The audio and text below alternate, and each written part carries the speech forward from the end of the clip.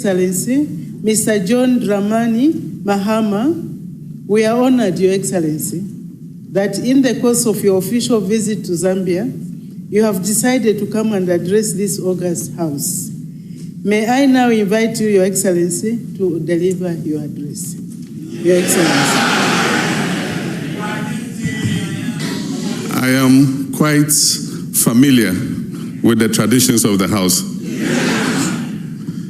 And having been president too, I'm quite used to heckling, so I won't have a problem.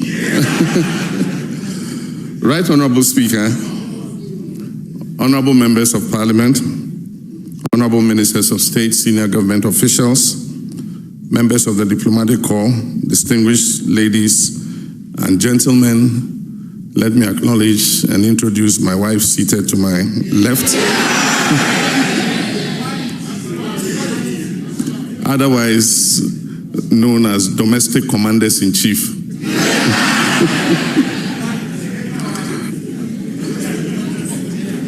I'm deeply honored to address this august House and to convey warm fraternal greetings from the government and people of the Republic of Ghana. I wish at the outset to express my profound appreciation for the gracious hospitality extended to me and my delegation since our arrival in this beautiful city of Lusaka.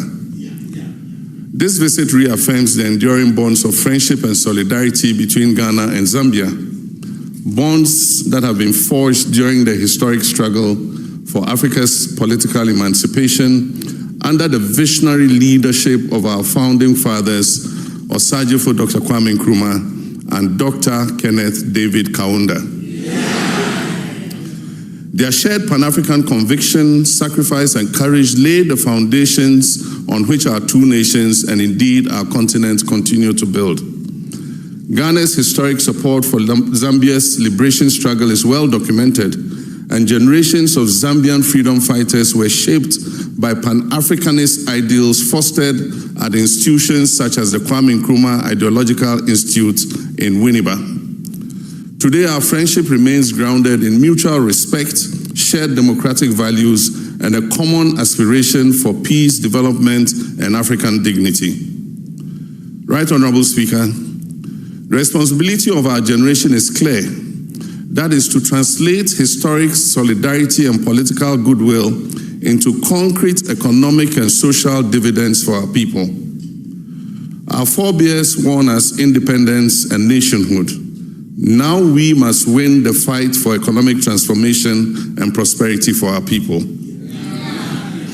We must confront the battle of the economic emancipation of our country at a time when global geopolitics is undergoing tectonic shifts. Today, global humanitarian assistance is shrinking, official development assistance is declining, defense spending is rising, and traditional multilateral systems are under strain. Africa therefore faces a different pandemic, the pandemic of unfulfilled potential. Millions of our young people remain unemployed, health systems are fragile, and economies extract wealth without building capacity. Madam Speaker, Africa must confront this changing reality with transparency and pragmatism. Only days ago, I had the opportunity to address global leaders in Davos, where I spoke about the Accra Reset Initiative and the urgent need for Africa to redefine its development trajectory. Too many African countries remain trapped in what I describe as triple dependency. Dependency on external actors for security choices, dependency on donors for health and education systems, and dependency on suppliers of critical minerals while capturing little or no value. This condition undermines genuine sovereignty. History teaches us, however, that a crisis can sharpen resolve, and so Africa must take its destiny into its own hands. The Accra Reset does not seek to disrupt global partnerships. The Accra Reset advocates the forging of new partnerships to transform global systems that have been rigged against Africa and much of the global South for a long time. We must reset the narrative through unity of action, self-reliance, and the leveraging of our comparative advantages for industrial growth and economic transformation. Madam Speaker, we demand a redesign of outdated governance systems, including greater representation in global institutions such as the UN Security Council. We are calling for a rejigging of the global financial systems that have kept Africa in poverty and debt. While we must work collectively to achieve these objectives, much depends on how we act locally. Leadership is fundamental to achieving the goals of the Accra Reset Initiative. In Ghana, we've started taking action to change our narrative. Since my return to office 1 year ago, my administration has been guided by a clear, pragmatic reset agenda that is focused on economic recovery, macroeconomic stability, job creation, and inclusive growth. This approach is anchored in fiscal discipline, productive investment, good governance, and strengthened regional cooperation. We have chosen execution over excuses. We have reduced the size of government to 58 ministers and deputy ministers, including regional ministers. We are digitalizing public services to fight corruption, and we're investing in skills for the future, digital green skills and industrial skills. We have restructured our debt to invest in people, not just to service loans. And this is what resetting Ghana means, and it is delivering results. Honorable members, I'm pleased to note that Ghana has made tangible progress. Inflation has declined sharply from over 23.4% at the end of 2024 to 3.8% in January 2026.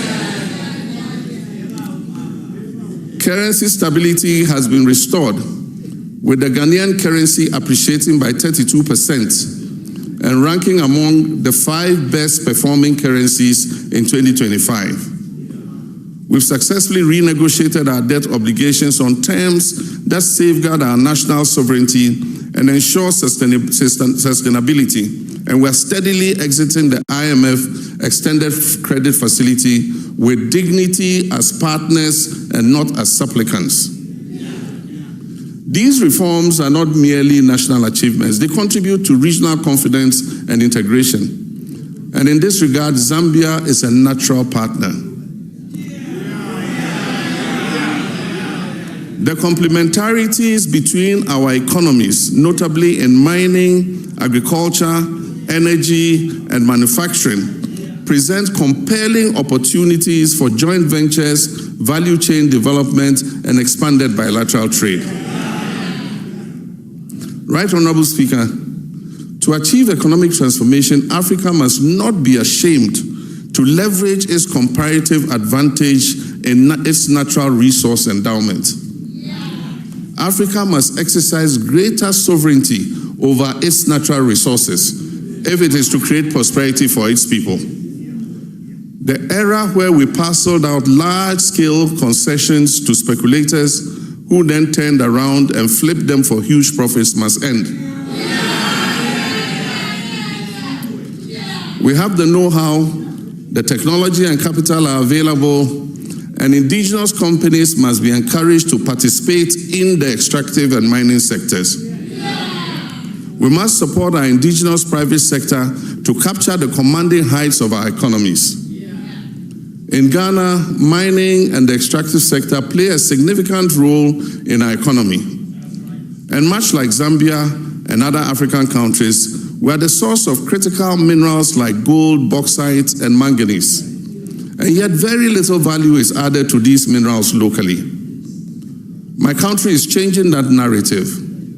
Ghana established the Gold Board in April last year to take control of and regulate our gold exports. The Gold Board was given sole authority to export gold out of Ghana. Since the establishment of the board, gold exports from the artisanal and small-scale mining sector have increased from 63 tons to 104 tons in 10 months.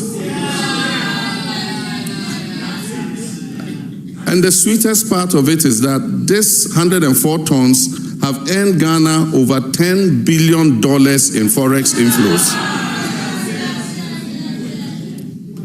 We're also taking steps to domesticate the value addition of our minerals. The Gold Board has recently signed an agreement with a local gold refinery to refine about 1 ton of gold every week, rather than exporting the raw Dory gold. We aim to commence local processing of our manganese and bauxite as well, instead of exporting the raw ores.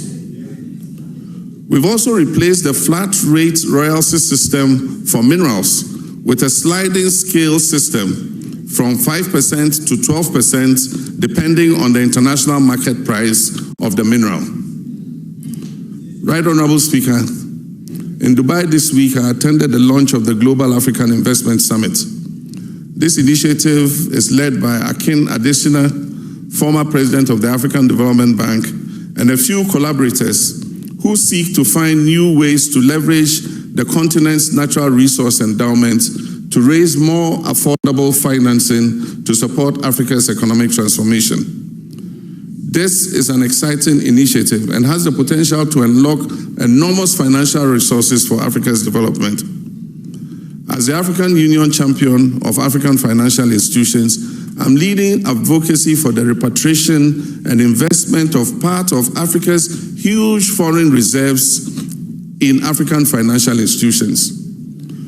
Most of our foreign reserves are by colonial construct held in Western financial institutions, and in most cases generate no interest.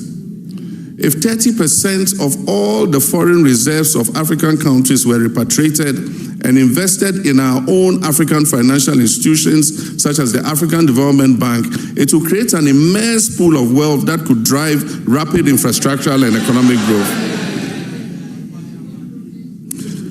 Madam Speaker, no African country can survive in isolation. We must build regional prosperity platforms, shared manufacturing zones, integrated energy grids, and digital infrastructure. We must negotiate with one voice on minerals, trade, and climate finance. We must be united in our strategy, just not as a slogan. Madam Speaker, a critical factor in changing Africa's story is governance and leadership. We must admit, Africa needs and deserves transparent and accountable leadership. The institutions and the laws to fight corruption must be allowed to operate without fear or favor. Abuse of public trust must be punished. We must protect public resources and use them efficiently for the good of our people. As President Obama said during a visit to Ghana, and I quote, he said, "Africa does not need strong men. It needs strong institutions." We must build our democratic institutions to be independent and efficient. Parliament and the judiciary must work independently in the public interest. Leaders must respect their oath of office to respect the Constitution. In our sub-region of West Africa, democracy is backsliding with a return to military dictatorships. Ghana is, however, on a mission to prove that democracy works and that our people can achieve prosperity and opportunity under a constitutional democracy. Right Honorable Speaker, I commend the efforts of the government and people of Zambia to stabilize your macroeconomic environment.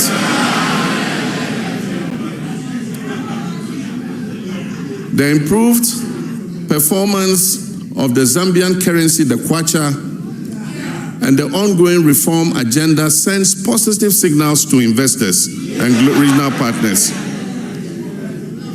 And so Ghana looks forward to deepening trade, investment, and financial cooperation with Zambia to reinforce resilience and shared prosperity. Ghana follows Zambia's democratic journey with keen interest and confidence. And as Zambia prepares for general elections in August this year, we wish to express our trust in the strength of your democratic institutions. and the commitment of the Zambian people for free and fair elections. It is in this spirit that Ghana and Zambia have revitalized our Permanent Joint Commission for Cooperation, providing a structured, results-oriented framework for collaboration across all priority sectors, including trade, investment, energy, tourism, mining, agriculture, education, science and technology, youth development, and defense cooperation. Just this afternoon, we have signed 10 memorandums of understanding to act as the framework for our joint cooperation. Prominent among these is the Memorandum of Understanding to allow visa-free travel for all categories of passport holders between Ghana and Zambia.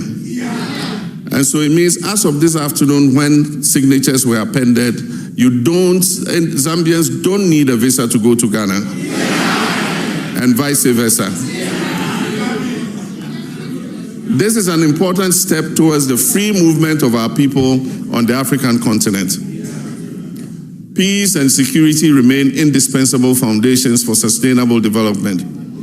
Ghana values our cooperation with Zambia in defense training, intelligence sharing, and peacekeeping, and we remain committed to strengthening collective security across our continent. Equally important is the quest for restitutive justice and restoration. The African Union's 2025 theme is Justice for Africans and People of African Descent through Reparations. And this is both a moral imperative and a forward-looking call to action. As African Union's champion for